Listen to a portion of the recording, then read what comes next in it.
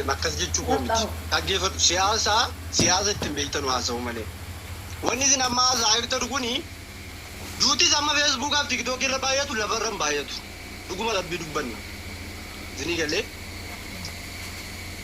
Oromiyaan nagaa miti asiin halkan gadi baatanii galuun dandeessan asiin baatanii galuun dandeessan asiin baanee arsii keessa baanee sirkaadhannee riskii keenya waan rabbi nu nyaachisa fudhannee deebinee manatti galaa jira nagaa rabbiitiin alhamdulillah Facebook irra garuu Now koi gaafii akka gaafiif deebiitti waan nu kaasaa jirta waan ta'eef akka ifa gootu biyya keessa jirta mootii kiyya obsi waa gaarii nu kaaftee waan ta'eef hawaasi gaafachuu barbaade.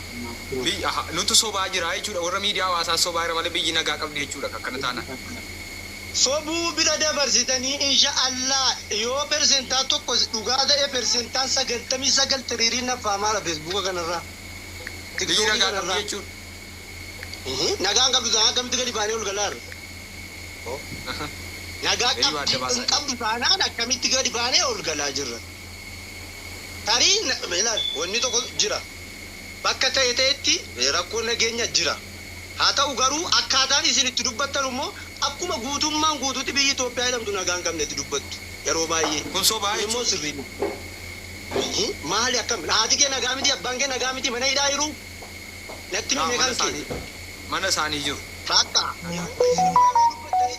Biyyattiin Itoophiyaa akka kanatti miidhamtee balaa rabbi itti bu'ee qiyaamaan samaayii gaditti caccabsu soba kun. Bakka nagaan qabne nagaan qabu jedhaa dubbadhaa.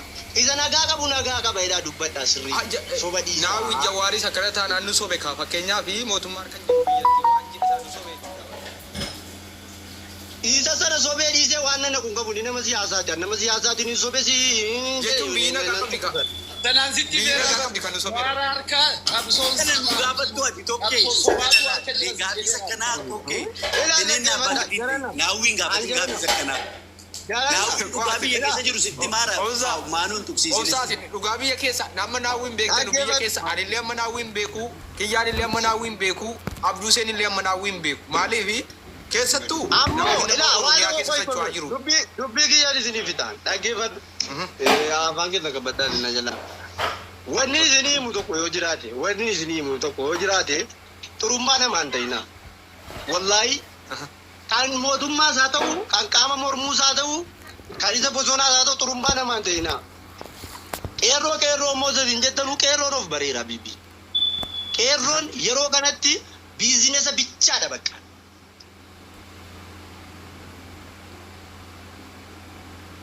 Hojjechuu jijjiiramu. Lola karaa cufaa. Qoy dhagaa eessaa finne karaa hamma kana bal'ate isbaaltii hamma kana abiyyi bal'isee asii miti inshaallah makiinaa meeqa wal bira darbaa eessaa finne gumna. Eessaa finne duuchina. Dhagaa sakamtu immoo bu'uura meeqa karaa bal'aa kana duucha. Kanaaf uummata irratti uummanni mootummaa irratti ka'u hin jiru jechuudha mootummaa waliin jira jechuudha uummanni. Mootummaa dhiitiin namni milishaatti ka'u hin jiru. Ana amma mootummaa kee milishaa akka kiyyatti. Dhiigalee. Wama fedhe yoo dubbattan wallaahi hin jiru dhiisaa. Garuu akkaataa nageenya ila lubbuu namaa irratti hin qalladina. Namni du'aa jiru kun sababa siyaasa uummata kanaatiin sababa warroota siyaasaa kanaan qaama mootummaa isa mormuu fi qaama mootummaa gidduu jiru hawaasni nagaan dhumaa jira. Nuti immoo kana keessatti jululuu jechuu otoo hin taane akkaataa hawaasni kun nagaa ta'u akkaataa biyyi kun nagaa ta'u yoo hanga dandeenyu yoo deeggarre gaarii dheedhee nama sigalaara warri akka sangaatti wal lolu kun akka nagaa Naawwi afaanumatti si baadhiifama nu godhi. Kan rakkoo uummata irratti fidaa jiru kan ajjechaa fidaa jiru Oromoon dhabee rakkatee gaaffiin isaa deebii dhabee osoo hin taane akka dhimma aangootii bololan wayii fakkeessite akkasumatti yaadni kee moo akkamii jechuun Oromoon waan dhabe hin qabu kan inni dhabe wal dhabanii dhimma jiraatii uummata jiraraa jirudha. Natti fakkaata inni paartii mul'us inni amma aangoo bolola aangoo bakka jettu sirreeffatu bolola aangootiif hin jenne. Kan Oromoon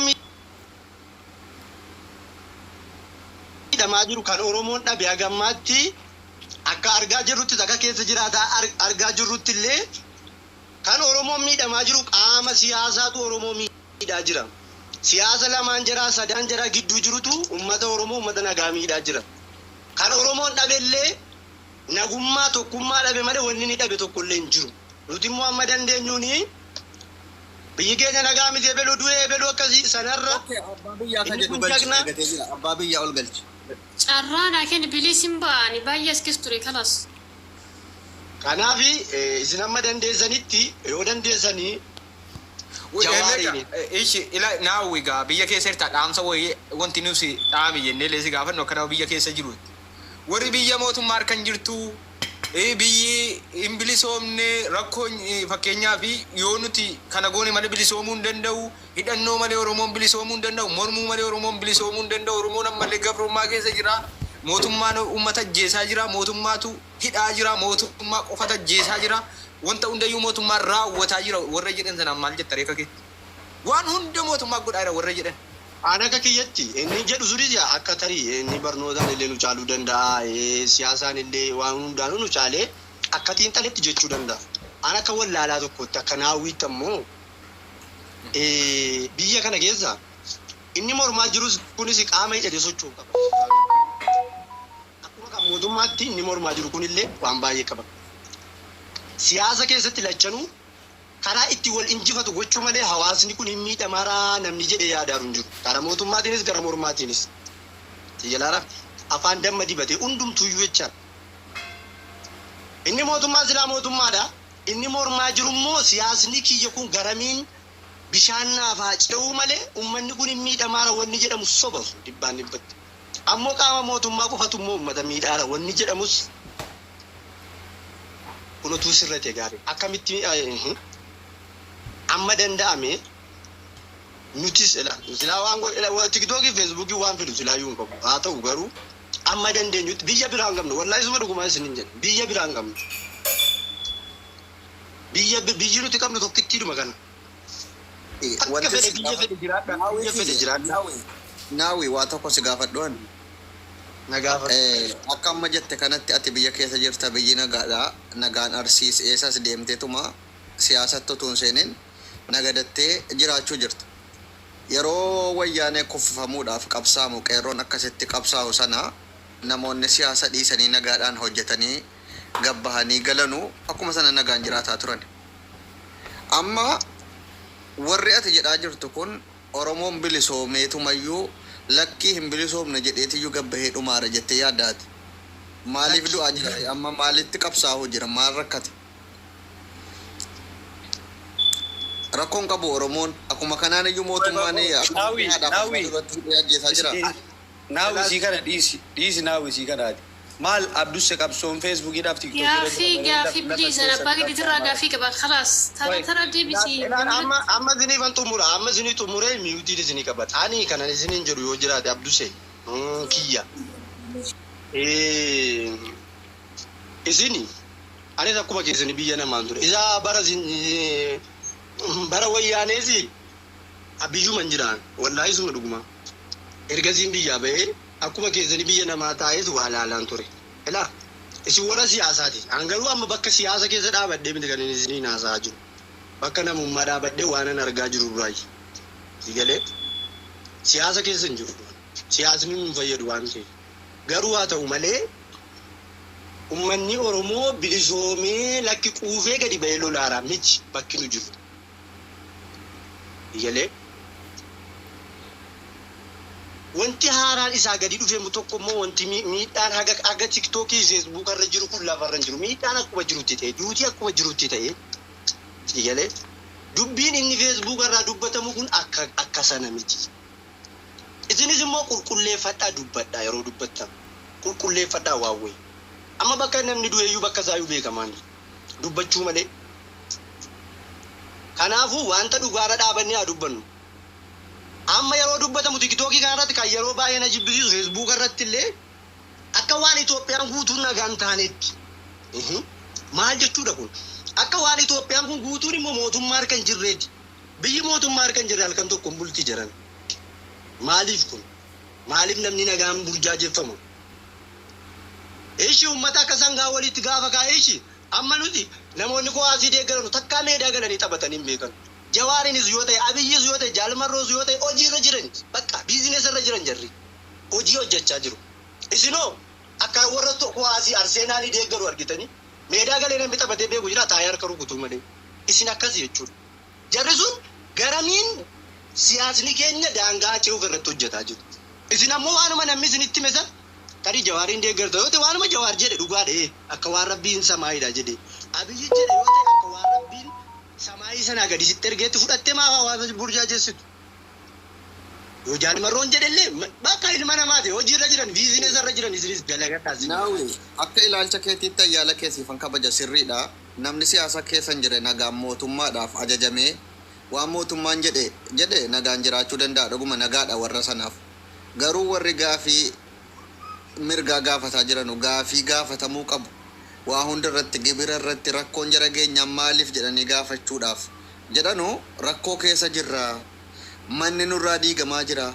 Baadiyyaa keessatti gibira abbootiin keenya haadholiin keenya dararamaa jira. Yoo mootummaa waa gaafanne mootummaan abbaa irree kun deebiin nu deebisu dhiitichoodha malee gaafii keenya nuun deebisu jedhee barsiisonni damoosni keenya seeraan nu kaffalamaan jiru jedhe keessaan akkasitti barreeffachuu jiru otuu jiru.